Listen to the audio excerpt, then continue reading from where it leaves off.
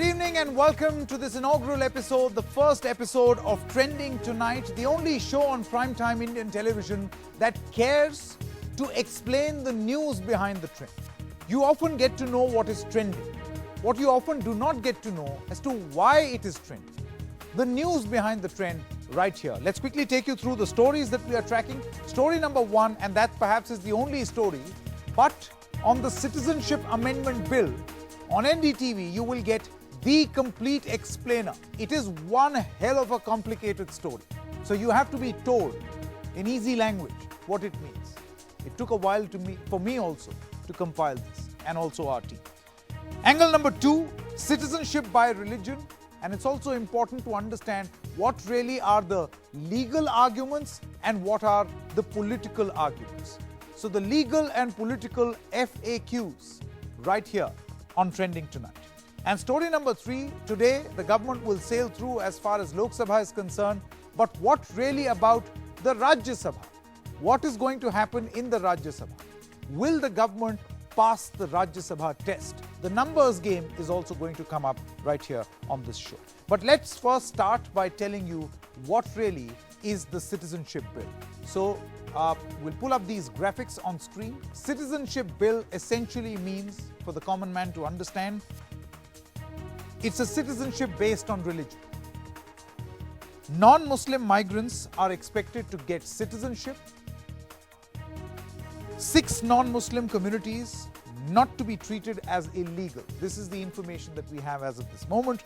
Non-Muslims will be left out of Assam's NRC and they will get protection. Now this is a very, very significant point, mind you. Next point, the bill says that ongoing action against non-Muslims becomes invalid. Again, very, very significant. Protection for non-Muslim minorities from 3 neighboring countries, Afghanistan, Bangladesh, as well as Pakistan.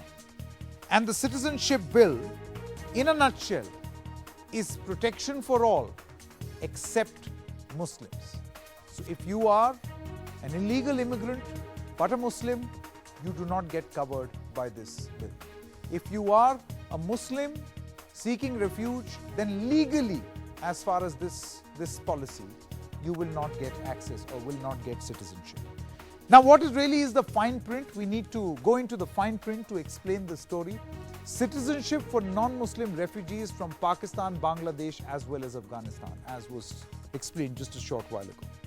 Hindus, Christians, Sikhs, Jains, Buddhists, Parsi immigrants, all are eligible for citizenship as far as this bill is concerned. Now, there is a cut-off date also, and this is very significant. The cut-off date for Citizens Bill is the 31st of December 2014, which means that anyone who has applied for citizenship before this date and is a non-Muslim will get covered under this new bill. Now, the bill does not apply to the tribal areas of the Northeast. This was a huge point of contention. So it will not apply on the tribal areas of the Northeast, and the bill will not apply to Mizoram, Nagaland, as well as Arunachal Pradesh. There is an extremely complicated matrix that the government has worked out on inner line permit, states under the 6th schedule. The point is that most of the Northeast states, in fact all of the Northeast states, have been given some sort of a relief. Let's now tell you what really is the government's stand. The government's position is that this bill will not violate any provision of Article 371, which was a very, very big point of concern for the northeastern states. Amit Shah, the Home Minister, says the bill is not even 0.001% against minorities. He laid stress on the number of zeros to show that how the minorities are not going to be disadvantaged because of this bill. He says, and I quote, Muslims cannot get benefit of the bill as they don't face religious persecution in these neighboring countries. They don't face that persecution. He also says, and this is the political statement, if during independence, Congress had not divided the country on the basis of religion, we wouldn't have had to do this. And you had the Congress party which came out to say that it was Mr. Savarkar's idea and not that of the Congress party. And by the way, the Congress also says that Sardar Patel also endorsed this idea or executed this idea, if you will. So to call it anti-Congress is to also call it anti-Sardar. What really does the opposition say? Well, they say that the bill stands against liberty and equality. Then they make another important point where they say that you cannot discriminate on the basis of religion because this is protected under the Constitution, Article 14. Savarkar proposed the two-nation theory, not Congress, the point that I was making just a short while ago. So that's the opposition in Parliament today. They say that these changes are absolutely unconstitutional. They also said that making people beg for their identity is what this bill is going to do. It is going to make the Muslims feel further isolated in this country. So that's the point that the opposition seems to be making through the course of the day. We will now, to settle this debate, take refuge in the Constitution. What really does the Constitution of this country say? Let's pull up those graphics. Article 14 of the Constitution of India reads, "Equality before law. The state shall not deny to any person equality before the law or equal protection of the laws within the territory of India.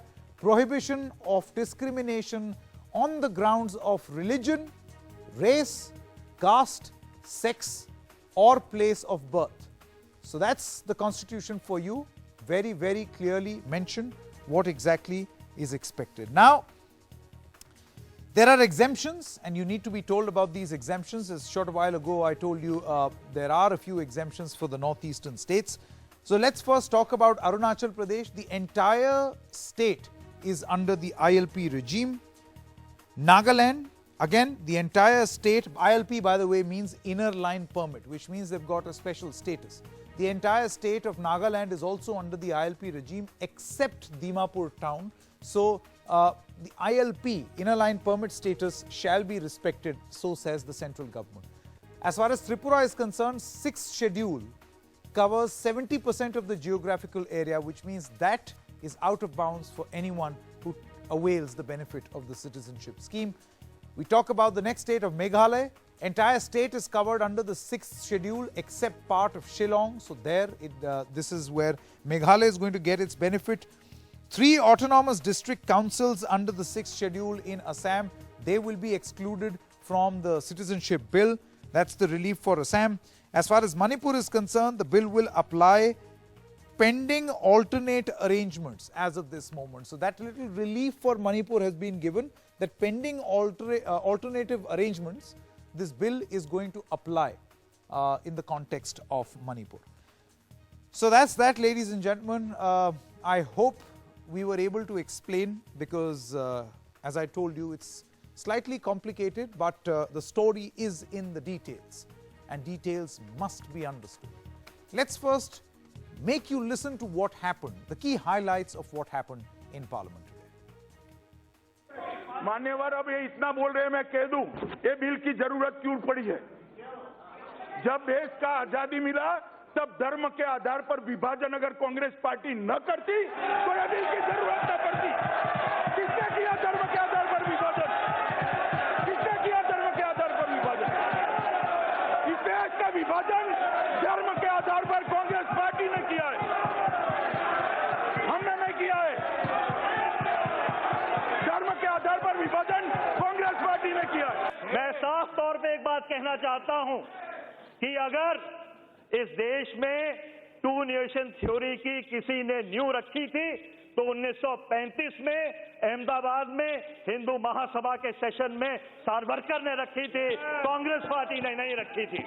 ये bill कहीं पर भी 0.001% भी इस देश की minority के खिलाफ नहीं है। बिल पर आपको पूरा बोलने का मौका मिलेगा और एक एक बात को टाले बगैर मैं जवाब भी दूंगा।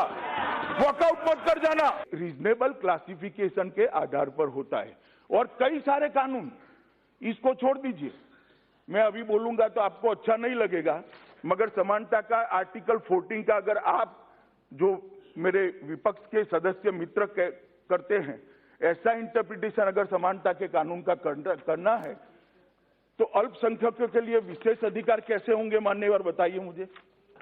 समानता का कानून अप्लाई वहां क्यों नहीं होता है? अगर कोई मुसलमान, मुस्लिम सज्जन हमारे कानून के आधार पर एप्लीकेशन करता है तो ये देश खुले मन से इस पर विचार करेगा, परंतु उन लोगों को ये जो प्रावधान होने जा रहा है इसका फायदा इसलिए नहीं मिल सकता मान्यवर क्योंकि उनके साथ धार्मिक प्रताड़ना नहीं हुई है। It is an assault on the foundational values of our republic, sir. The nationalist movement did not divide on ideological grounds or on regional grounds or geographical grounds or linguistic grounds. That is why this is violative of the fundamental structure of the Constitution of India. It betrays the preamble, sir, which is given you a notice that the preamble constitutes an integral part of the basic structure. That is violated. It violates Article 14, as others have pointed out, which applies to all persons, not just citizens. And finally, sir, it enshrines discrimination against the values of our Constitution. Joining me right now is CPM leader Sitaram Yechury. Good evening, Mr. Yechury, and welcome to NDTV. My first question to you is, what is your main point of objection as far as the citizenship bill is concerned? I don't mean you, I mean the entire opposition. The principal point is that it violates the entire tenets of our Constitution. Our Constitution makes no reference and does not permit the grant of citizenship on the basis of the religious affiliation of the person concerned. So this is violative of the Constitution itself, apart from all the other dimensions that it has and the meanings it has. So that is the principal objection. Mr. Yechury, do you think that legally speaking it will be able to withstand scrutiny in court? I don't think it can withstand, and it will surely be challenged in court. And I only hope that the Supreme Court, as the custodian of our Constitution, will rise to the occasion to uphold the Constitution and its fundamental tenets. Mr. Yechury, why would a government bring about a bill like this? You know, you may be talking about its opposition, but you know, to upset the northeast states, to upset key constituents in the opposition, why would they want to bring a bill like this? They are wanting to do it for a very obvious reason, which is what they have been doing for the last 5 years, and that is to sharpen and deepen communal polarization further. And this is precisely what they are aiming at, to divide between Muslims and the others. And by consciously keeping the Muslims out of the ambit of this legislation, they are sowing deeper the seeds of discord in our country, which is not in the interests of India and its unity and integrity. What sort of impact do you see, Mr. Yechury, on the ground? See, in terms of numbers, they will sail through in the Lok Sabha. Soon we'll display the numbers in this broadcast of the Rajya Sabha also. Pretty easy sailing there also for the government. What really is going to be the impact on the ground? Do you think that impact is going to end with the passage of this bill? Of course, it's already there. You just look at what's happening in Assam today. You look at what's happening in Tripura today. The calls for bands have been given, and there's violence and sporadic spread, and it's likely to spread further. So there will be a display of public anger, and a seething anger where it's not displayed. But the very values of what India stands for, that is the idea of India, if that itself is shattered, then I think it has very, very serious consequences for our future. And there will be opposition and protests all over against this. Okay. My final question, Mr. Yechury, before I let you go. Amit Shah, the Home Minister, through the course of his speech in Parliament, said that had the Congress not divided this country on religious lines, the need to have this bill would not have arisen. How do you respond to this statement? Precisely, but this is exactly carrying forward the two-nation theory that they are doing now. That they are confirming the fact that India had two nations, one an Islamic nation and another a Hindu nation. And that's what the Muslim League and the RSS stood for, one for an Islamic state, the other for the Hindu Rashtra. And please remember, before 2 years, more than 2 years before, Muhammad Ali Jinnah proposed and advanced the two-nation theory. It was Savarkar, V.D. Savarkar, as the president of the Hindu Mahasabha, who in his presidential address to the Hindu Mahasabha had stated that there are two nations that exist in India, a Hindu and a Muslim nation. So this two-nation theory, this is now being not only resurrected, but being implemented with a vengeance. And it is not correcting historical wrongs, but is actually further cementing a historical wrong. All right, Mr. Sitaram Yechury, many thanks for joining us. And also joining us on the show, it's very important to get the other perspective as well, is Ms. Lalita Mangalam. Thank you so much for joining us, Ms. Mangalam. You heard Sitaram Yechury over there. Can you hear me? Okay, yes, okay. I did. I thought you were busy writing. Yes, I can. Maybe you could me? not hear me. Yes, I can. Good evening. How are you? No. I'm done. So Sitaram Yechury just a short while ago on the show is saying that the BJP, this is the BJP's divisive agenda. So I want to get the political argument out of the way. How do you respond to this? It's a divisive agenda. You want to polarize on religious grounds. Look, let me make one thing very clear, that India has been divided a long time ago. I don't want to go unnecessarily too much into the past. While it may be a fact that Savarkar originally suggested it, but nobody forced the Congress or anybody else in the country to accept what Savarkar said. The fact that finally the Congress may well say that they fell prey to the idea, but I don't think so. But anyway, the fact that finally the country was divided along religious lines can't be forgotten today. Also the fact that the BJP has tried its best to accommodate states, especially in the northeast, etc., which are literally on the border to Bangladesh and other countries, to see that their ethnicity, their ethnic tribes, etc., are not put into harm's way because of this. It shows that we are willing to accept other people's opinions in this regard. Now, I'd like to pose a question to you. Yeah, you sure. know, it is a fact. Yeah, go ahead.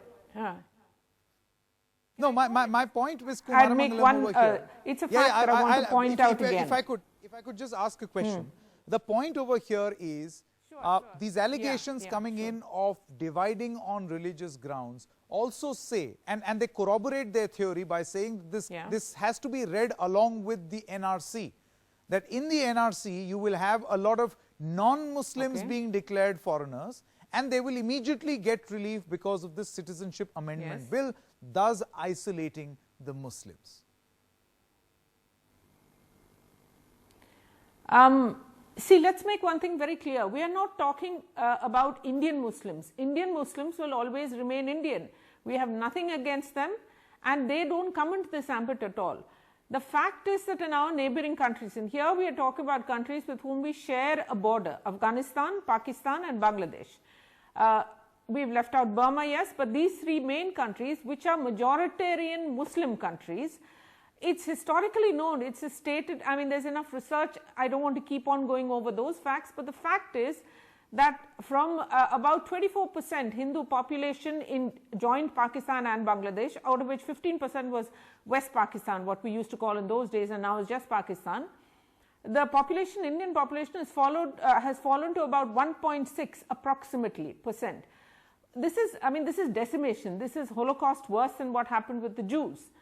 Similarly, you will find that the Punjabis, the Sikhs especially, and various other Indic religion people who live in these countries have no place there. They have been raped, their houses have been burned, their properties have been taken away from them. Whatever the reasons for it, these people have nowhere else to go. Sanket, they have nowhere else to go. That's what we should remember. I agree, but India my point is, as far as Rohingya Muslims were concerned, they may not all be majority. But for illegal immigrants, the argument that was being placed in the case of Rohingya Muslims was that India is not a dharamshala. This was the comment coming in from the government. How has it been, how has it become a legalized dharamshala for every other religion other than Muslims?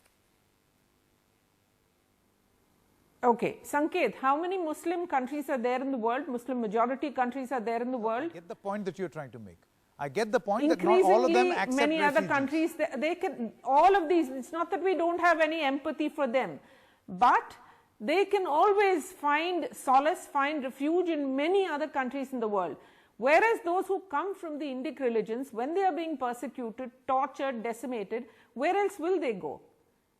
Okay. One. And two, it's been said very clearly that only those who are being forced to flee because of persecution, and it's not as if we're going to accept it just like that, they must have proof, some sort of proof. I don't think we've come up yet with what documents or whatever else may be considered proof, but unless they can show that they are actually being persecuted there, they're not going to automatically become Indian citizens. Those who are already here, it's well known that they've fled from various forms of persecution. All right. So it's not that we have anything against our own Muslims. There are millions of Muslims in this country, and their population has grown grown hugely since independence. So let's not make it into a very sort of binary this or that. There are many shades to No, this. no. Our objective is to not make it into a saying that debate our of Muslims are binaries. not our That's own. why we are caring to explain this story, because that's very important. Unfortunately, this has become all about political binaries. Ms. Kumara Mangalam, many thanks for joining us here on Trending tonight. Story number 2, or angle number 2, as far as this story is concerned, is also very significant. Remember, I repeat again and again, it's an extremely complicated story. It's got a lot of twists and turns. So we have broken this down in the form of frequently asked questions. The Citizenship Amendment Bill, the legality FAQs. So question number 1 is, can it be challenged in court if the government decides to go ahead with this bill? Can it be challenged in court? Well, legal experts say yes, it can be challenged in court. The question on legality, number 2, can constitutional violation be the grounds? Yes, it can be a ground. A lot of lawyers have been speaking about this. Does the bill violate Article 14, which ensures equality to all? We just showed you what the contents of Article 14 are. Now, that exactly is something which is debatable. I'll ask the producers to go back to the debatable point. You can see that Article 14, and whether it is violative of Article 14, is the point of debate. The Home Minister and the government will tell you, no, it does not violate. The opposition tells you, yes, it violates, because the Constitution talks about equality for all, and you cannot differentiate on the basis of religion. Next point, the legality FAQ. Article 14 recognizes reasonable classification. Can the government prove this? Yes, this can happen. Now, I'll explain why this is very, very significant, because can the government argue that persecuted religious minorities are from a different class? And that will be perhaps their logic of circumventing Article 14. One of the points that the government seems to be making, that these are people who are persecuted and they are from a different class and they should be allowed. Now, what is the legal position of Justice Venkatachalaya?